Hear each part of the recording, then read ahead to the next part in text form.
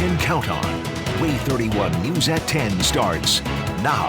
This is some of the best use of taxpayer funds that you're going to ever see. Decatur City leaders looking to bring the best and the brightest to the River City, but not all taxpayers are happy with the decision. Hear from one woman who says leaders need to focus on those who are already there.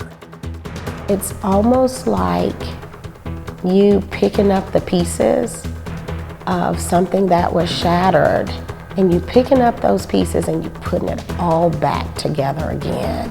A familiar face in Limestone County shares her story of beating breast cancer, how Pemi Jamar's community played a big role in her recovery. Another cold night, but not quite as cold as the last few.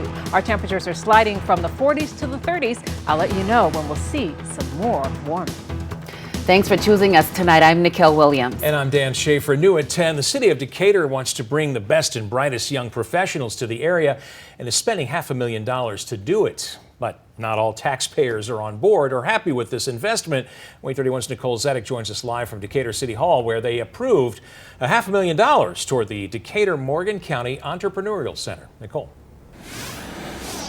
Yeah, Dan, this is the third year City Council has approved funds towards the E-Center's Best and Brightest program, which grants money towards young professionals to come move here to Decatur and live in the city.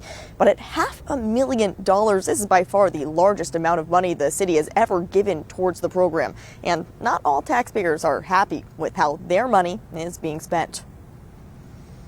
Current residents of Decatur certainly want to grow our population. The question is this the best way to do it? $500,000 is a big price tag just to bring more young professionals to Decatur. But the executive director of the business incubator, E-Center, says it'll quickly pay for itself. The minute these people come here, in addition to all the other things they're adding to the community, they're also putting money back into the local government budget. The Best and Brightest program grants young professionals in the STEM industry $15,000 to relocate to Decatur, adding to the workforce while boosting the economy. A program like this not only puts money back into the community, but over time helps you grow your local revenue. But not all taxpayers want to wait on that investment to pay off. We've got to make Decatur desirable for who is here already. We would like to see our tax dollars going towards, contributing to making this a city that has quality of life. Decatur resident Andrea Hoffmeyer-Wilson says $500,000 could be better spent on things like sidewalk repairs, which improve the quality of life for everyone, encouraging more people to move here while retaining current young professionals as well. John Joseph hears her concerns and says the Best and Brightest program will help in the long run. We want our streets paved, we want a safe community, we want a clean community. That requires revenue. Well, when people come to this community and call it home, from day one, they're driving revenue right back into the community. The Best and Brightest program started about 7 years ago and was initially funded with private investments. But when the E-Center saw how profitable it was for the community, they reached out to state and local governments for extra funding to boost the program even more. Reporting live in Decatur, Nicole Zedek, Way 31 News. Thanks, Nicole. The E-Center wants to use these new funds to expand the program and recruit teachers and nurses to the area as well. New at 10, mixed opinions over increased funding and more officers for animal control services in Lauderdale County. As it stands now, the Lauderdale County Commission pays $100,000 of the more than $1.3 million operating cost each year. City of Florence kicks in the rest. Under a new proposal from the County Commission, that number would increase to $400,000 per year. It would also allow the 3 Florence animal control officers to operate outside city limits. Councilmember Michelle Eubanks says there is more to this issue than just increased funding. It is absolutely vital that the culture surrounding animal ownership and welfare be changed, not just within the confines of 35630 and the surrounding areas, but throughout Lauderdale. That is something that I and any member of this council cannot do, and we need their help to do that. Mayor Andy Batterton says the council is concerned about liability when it comes to differing laws between the city and county. For example, the county does not have a leash law like the city does. As for adding more animal control officers, if Florence turns down the proposal, the county would continue to have 2 officers under its authority. Well, we're seeing a few locations with temperatures still in the 40s at this hour, but it is not going to last long. Decatur down to 41. We're in the lower 40s across Gunnersville and Muscle Shoals, and temperatures are going to settle into 30s overnight tonight. It will be clear. We're looking gorgeous from the Huntsville Tower camera view right now, where it is a bit chilly. Our winds have been light and variable. We're sitting at 45 degrees, and the air remains dry. As these temperatures slide into the 30s, I think we'll bottom out right around 38 degrees for our overnight low. That means a very chilly start early in the morning. The good news is that we have a dry stretch ahead. We're not going to see any rain come our way until that next system on Tuesday, but we will see a bit of a warm up as we head into the weekend. So first, let's get through this very chilly night. As you wake up tomorrow morning, temperatures are in those upper range 30s. We'll get into the lower 40s by about 8 o'clock, but if you're making the early start, you'll definitely need that jacket. While the skies are clear, we are anticipating the opportunity with these temperatures dipping, not below freezing, but close enough for us to be aware that some locations could have some morning frost tomorrow morning. I'll be back to tell you just how warm we're going to get on our Friday forecast, and we're tracking a significant warm up for the weekend. What a mess you've caused for everybody. Nothing on paper, no directions on paper, no record of the log of who turned in these forms, regardless of who submitted them. Everything is shrouded in mystery. Maybe that's the way the state of Alabama wanted it to be, but boy, you're paying the dues now. New at 10, strong words from a federal appellate judge. This after hearing a case involving the sanctioning of an Alabama assistant attorney general and the state's record keeping for planned executions. In September of last year, Lauren Simpson was reprimanded for her role in handling an execution slated for the next month. She argued the warden at Holman Correctional Facility in Atmore allowed inmates to choose a new and unused execution method in 2018 without instruction from the Department of Corrections. Ultimately, a district judge found Simpson did not even speak to the warden at the center of the issue. The Attorney General's office and the state solicitor have stood by Simpson since her sanctioning. The Marshall County Sheriff's Office searching for a missing woman tonight. Take a close look at your screen here. 46-year-old Belinda Kilgore was last seen around 10 last night on Spears Road. Deputies say she was wearing a t-shirt and blue jeans. Deputies say she suffers from a medical condition. She suffers from a head injury that causes her to have short-term memory loss. If you see her or have any information, call the Sheriff's Office. The trial of an accused triple murderer out of Marshall County will continue tomorrow morning. The state now laying out its case against Jimmy Spencer, saying the convicted felon out on parole was motivated by money when he killed Martha Rutherford, Marie Martin, and her 7-year-old grandson. The jury heard from several witnesses today, including Martin's granddaughter. She discovered the horrific scene in 2018. And during this time, Spencer appeared to become emotional, wiping tears and putting his hands over his face. So far, the defense has had no cross-examination questions for any of these witnesses. As Spencer is found guilty, the jury will decide a sentence of either life in prison with no chance of parole or a death sentence. New details tonight about a Wednesday afternoon argument between a Decatur City Schools parent and a school bus driver. Way 31 got a first-hand look at security video capturing the moment a parent tries to enter the bus while it was making a stop. Well, that video is not being publicly released, but it does show the bus driver jotting down the license plate of a car that illegally passed the bus while it was stopped. During this time, a parent approaches and orders her child off the bus. When the bus driver doesn't let the child leave, the woman illegally steps foot onto the bus. The driver then uses his body to block the woman from moving up and gaining access to her child. Well, in that process, the bus driver between the woman and her child is pulled down to the concrete. A motive still remains unknown for that mass shooting in Raleigh, North Carolina 1 week ago. A new report from police shows the 16-year-old brother of the 15-year-old suspect was shot and stabbed before the 5 other victims were killed. According to the same report, there is no connection between the victims other than they lived in the same neighborhood. When police found the alleged teen shooter, he was dressed in camouflage and armed with a handgun and a shotgun. Tonight, he remains hospitalized in critical condition. We're learning more about a horrific case of alleged child abuse in Texas. A mother and her boyfriend are now in custody, waiting to be extradited back to Houston. ABC's Morgan Norwood shows us the moments after 2 teens made their daring escape from their mother. You're looking at the moment of desperation. 2 teens going door to door, begging for someone to help after police say they escaped their home where they were being held captive. Their frantic pleas captured by a doorbell video camera.